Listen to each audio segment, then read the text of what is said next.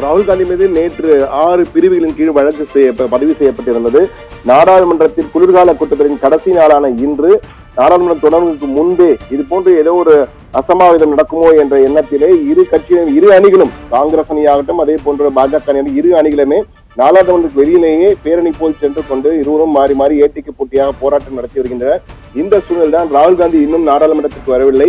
அவர் வந்தால் அவர் கைது செய்யப்பட வாய்ப்பு என கூறப்படுகிறது. என்றால் அவர் மீது 6 பிரிவுகளின் கீழ் வழக்கு செய்யப்பட்டிருக்கிறது. பாரதிய நியாய சங்கீதா, அதாவது பிஎன்எஸ், ஐபிசி என்று முன்பாக அழைப்பார்கள், அது போன்ற பிஎன்எஸ் என்ற தற்போது பெயர் மாற்றம் செய்யப்பட்டிருக்கிறது.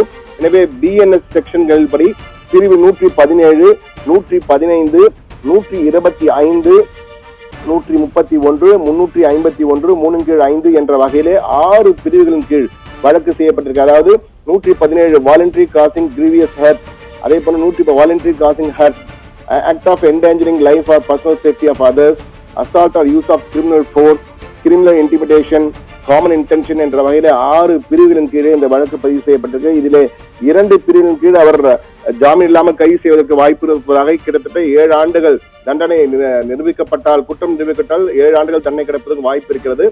இந்த சூழ்நிலையில் தான் வழக்கறிஞர் சிலரிடம் பேசிய பொழுது இந்த பிரிவின் கீழ் கைது செய்தாலும் அவருக்கு காவல் நிலையத்திலே சொந்த ஜாமீனை கிடைத்துவிடும் என்று கூறியிருக்கிறார்கள்.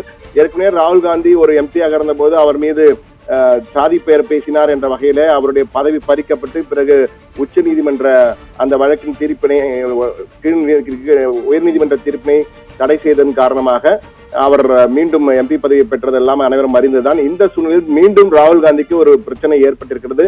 நாடாளுமன்றத்தின் கடைசி நாள் இன்று.